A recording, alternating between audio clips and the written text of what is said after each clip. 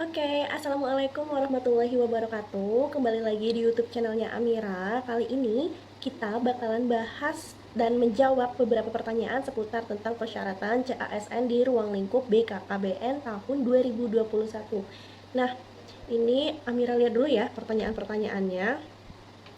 Jadi ada banyak sekali beberapa pertanyaan, dan pertanyaan pertama itu, untuk tahun ini formasi CPNS untuk BKKBN ada nggak ya Kak? Nah, tahun ini BKKBN mengadakan CASN baik itu untuk CPNS dan juga P3K. Bisa dilihat, dicek di link BKKBN ya teman-teman. Di situ udah ada untuk pengumuman dan juga lampiran formasi penempatan dan juga jabatannya apa.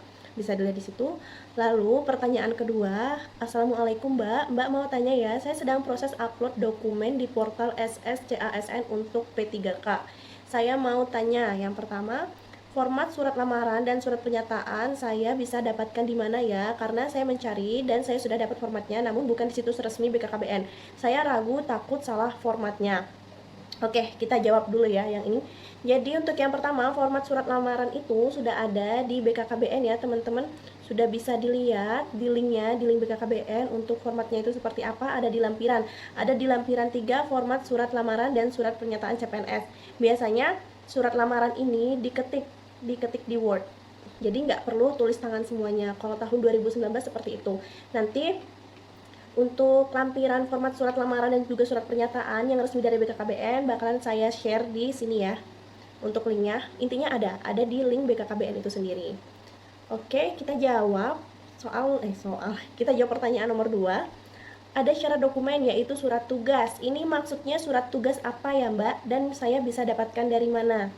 Jadi untuk P3K ini kan disyaratkan untuk dokumennya itu poin 3 ya, ini kita baca poin 3, persyaratan khusus P3K, memiliki pengalaman kerja di bidang penyuluhan, pelayanan, penggerakan dan pengembangan program pembangunan keluarga berencana dan pengendalian penduduk, kurang lebih itu selama 3 tahun secara akumulatif yang dibuktikan dengan asli surat pernyataan yang ditandatangani sekurang-kurangnya oleh kepala dinas.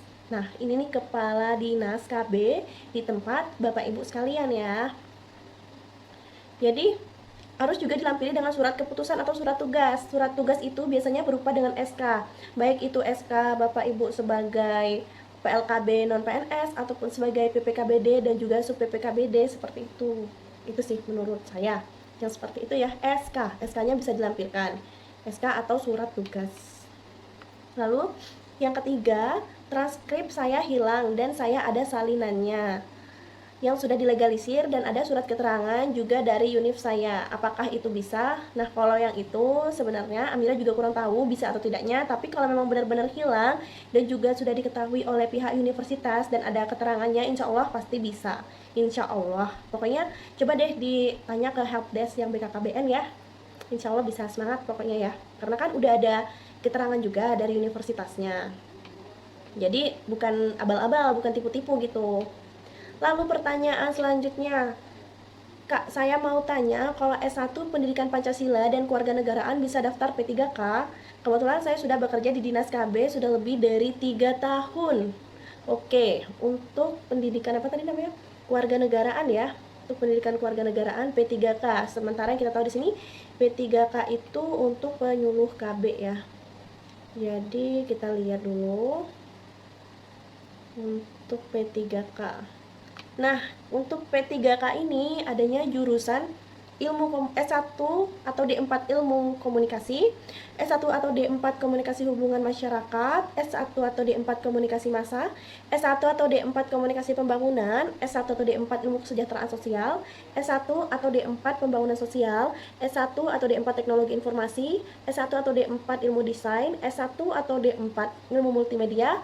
Ini yang Amira bacain yang S1 aja dulu, S1 sama D4 ya. Lalu desain komunikasi visual, ilmu komputer dan informatika, sosiologi, lalu sosiologi pedesaan, ilmu antropologi, antropologi sosial, ilmu sains politik, ilmu kependudukan, kesehatan lingkungan, ilmu kesehatan, ilmu administrasi publik, ilmu kesehatan masyarakat, ilmu pemerintahan, ilmu ekonomi, ekonomi pembangunan, ekonomi sumber daya, ilmu manajemen pemasaran, lalu ilmu akuntansi, kebijakan publik, studi pembangunan, ilmu perencanaan wilayah dan pedesaan, ilmu perencanaan wilayah dan kota, psikologi umum, ilmu keluarga, ilmu pendidikan bimbingan dan konseling, lalu ilmu pendidikan non formal, ilmu pendidikan masyarakat, ilmu pendidikan usia dini, pendidikan agama, ilmu kebidanan, lalu ilmu keperawatan, ilmu kedokteran, ilmu gizi masyarakat, ilmu hukum. Hukum ya bisa, biologi, statistika terapan, geografi, pertanian, administrasi negara, administrasi publik, manajemen dan kebijakan publik. Itu. Jadi dari yang dibaca di sini belum ada Kak untuk jurusan Pancasila dan Kewarganegaraan. Oke. Pertanyaan selanjutnya, Kak, untuk surat keputusan atau surat tugas formatnya seperti apa ya? Saya sudah mencari tapi tidak menemukan. Nah, ini sama seperti pertanyaan yang tadi ya. Untuk surat keputusan ataupun surat tugas itu formatnya mana nih? Kalau surat tugas itu SK dari kepala dinas atau dari dinas yang bersangkutan, seperti itu. Beda dengan surat lamaran dan juga surat pernyataan. Ya, itu surat tugas seperti itu ya, karena yang di sini di lampiran hanya surat lamaran dan juga surat pernyataan. Yap. Surat pernyataan melaksanakan tugas di bidang penyuluhan, pelayanan, penggerakan, dan pengembangan program pembangunan keluarga, kependudukan, dan keluarga berencana ada di lampiran sini ya, teman-teman. Jadi kalau surat tugas itu intinya sekali lagi adalah SK. Lalu ada pertanyaan, CPNS di BKKBN tidak ada persyaratan nilai IPK, ambang batasnya ya Kak. Saya sudah membaca persyaratan di web resmi BKKBN tetapi tidak menemukan syarat IPK. Oke, untuk IPK, Indeks Prestasi Kumulatif. Kalau di sini, di pengumumannya sendiri tidak ada tentang IPK juga. Tapi yang lebih penting itu IPK kalau Anda mendaftar di lulusan terbaik, karena di lulusan terbaik atau kumulat itu minimal IPK-nya adalah 3,5 atau 3,5 yang dibuktikan dengan prodi terakreditasi A dan juga universitasnya terakreditasi A. Itu. Oke, kita lanjut lagi. Mbak Amira, kalau saya tidak punya pengalaman kerja di bidang kependudukan dan keluarga berencana, nggak bisa ya? Atau bisa nggak ya saya lampirkan dokumen surat referensi kerja saya sebagai penggantinya? Terima kasih Mbak, saya tunggu balasannya. Nah, untuk itu ya, pengalaman kerjanya Mbaknya itu apa ya? Kalau kita boleh tahu. Kalau di sini dibilang tuh gimana ya? Intinya pernah bekerja atau pernah berpengalaman di bidang penyuluhan. Di bidang penyuluhan pergerakan seperti itu ya teman-teman. Jadi saya juga bingung mau jawabnya gimana. Kalau yang nggak sesuai dengan penyuluhan itu kayaknya coba deh cari lagi P3K yang lain yang sesuai dengan pengalaman kerja Bapak Ibu sekalian. Intinya memiliki pengalaman kerja di bidang penyuluhan, pelayanan, penggerakan, dan pengembangan program KKBPK gitu. Oke, selanjutnya, kalau saya sarjana komunikasi penyiaran Islam bisa ambil kualifikasi jurusan ilmu komunikasi tidak ya Kak? Komunikasi penyiaran Islam, kalau nggak salah ya, tahun Amira itu 2019 ada deh untuk ini komunikasi penyiaran Islam. Tadi ada nggak ya Amira baca komunikasi penyiaran Islam? Komunikasi penyiaran Islam. Untuk lebih jelasnya coba tanya ke bagian helpdesk BKKBN ya Kak, karena saya takut salah menjawab. Lalu selanjutnya, bisakah daftar P3K BKKBN walau belum ada pengalaman kerja 3 tahun di tempat kerja yang relevan? Oke, untuk itu jawabannya minimal 3 tahun, yaitu tadi ya, minimal 3 tahun pernah memiliki pengalaman kerja di bidang penyuluhan. Jadi bisa dibaca lagi dokumen persyaratannya ya teman-teman, jangan sampai salah memilih. Takutnya kita udah milih nih ternyata kita nggak sesuai dengan apa yang dipersyaratkan dari BKKBN untuk P3K-nya itu. Lalu selanjutnya, bisakah S1 Teknik Pertambangan ikut seleksi P3K BKKBN? Untuk teknik pertambangan sendiri, sejauh ini saya belum melihat untuk kualifikasi pendidikannya tersebut di jabatan apa, jadi bisa dicek lagi Kak di lampirannya ya, di lampiran formasi jabatan dan juga penempatannya. Lalu Kak, ada link persyaratannya nggak? Oh ya ada, nanti kita bakalan share ya link persyaratannya yang resmi dari BKKBN. Pertanyaan selanjutnya, Mbak, itu berarti P3K cuma berlaku 5 tahun doang ya Mbak? Nah, P3K berlaku berapa tahun ya P3K ini? Intinya kan P3K itu seperti yang kita tahu dengan perjanjian kontrak ya teman-teman. bisa saja hanya dalam waktu 5 tahun atau bahkan lebih. Nah, karena itu juga tergantung dari ini ya, dari kinerjanya teman-teman juga untuk yang P3K ini. Insya Allah kalau kinerja kita baik, kalau kita bisa bekerja semampunya, ya insya Allah bisa diperpanjang lagi kontraknya. Saya yakin kok teman-teman. Oke, selanjutnya mana lagi ya? Kalau yang baru lulus S1 PAUD bisa ikut P3K nggak, Kak?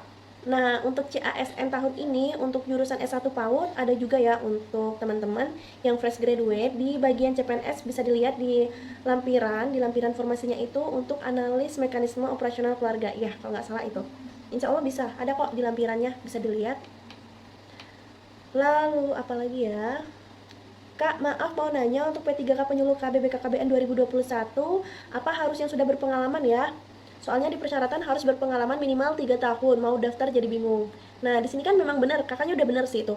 Karena di dokumen persyaratan pun emang udah dikatakan ya, untuk itu P3K harus yang sudah berpengalaman selama 3 tahun minimal ya. Minimal 3 tahun. Jadi bisa dilihat-lihat lagi sebelum mau mendaftar P3K. Selanjutnya, Kak mau tanya, kalau CPNS dengan jabatan analis mekanisme operasional keluarga berencana itu tugasnya apa aja ya, Kak? Kalau untuk analisis mekanisme operasional keluarga itu kerjanya tidak di lapangan seperti kita, penyuluh keluarga berencana. Mereka lebih banyak yang kayak mana ya? Di kantor. Mereka tuh kerjanya di kantor perwakilan. Seperti itu. Nanti untuk lebih jelasnya bisa kita share kemudian ya, karena saya sendiri kan dari penyuluh KB, sementara tidak tahu yang di sana seperti apa pekerjaannya. Yang saya tahu tuh ada sih sedikit, tapi takut nanti salah menyampaikan. Jadi ini Kak mau nanya, kalau jurusan kebidanan bisa daftar nggak? Untuk jurusan kebidanan tahun ini bisa mendaftar. Tadi kita bisa lihat ya di lampirannya itu di P3K. Di P3K mana ya? Kalau nggak salah tadi saya tuh lihat juga untuk kebidanan. Ada, intinya tuh ada tadi kemana ya? Baca nggak sih tadi? Ada S1 tuh D4 ilmu kebidanan. Ada untuk kebidanan. Itu untuk yang P3K ya, teman-teman, ada bisa dilihat juga. Oke. Izin bertanya, Kak, apa saja latar pendidikan untuk penyuluh KB?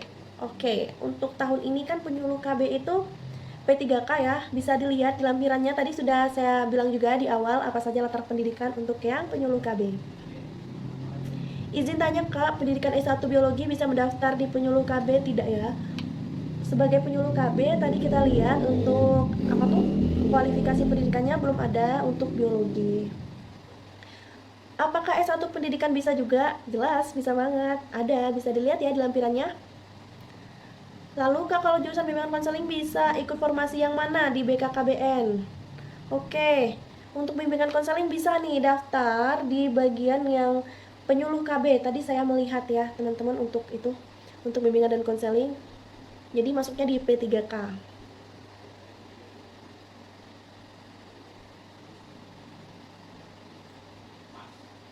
Oke, sepertinya sudah pertanyaannya sama semua.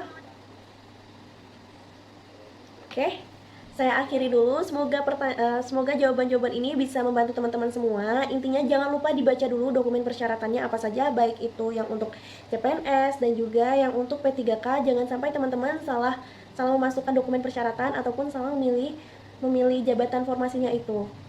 Semangat, semoga teman-teman bisa menjadi salah satu ASN tahun 2021 ini. Jangan lupa untuk selalu berikhtiar, berusaha, dan berdoa, dan juga belajar. Oke, wassalamualaikum warahmatullahi wabarakatuh.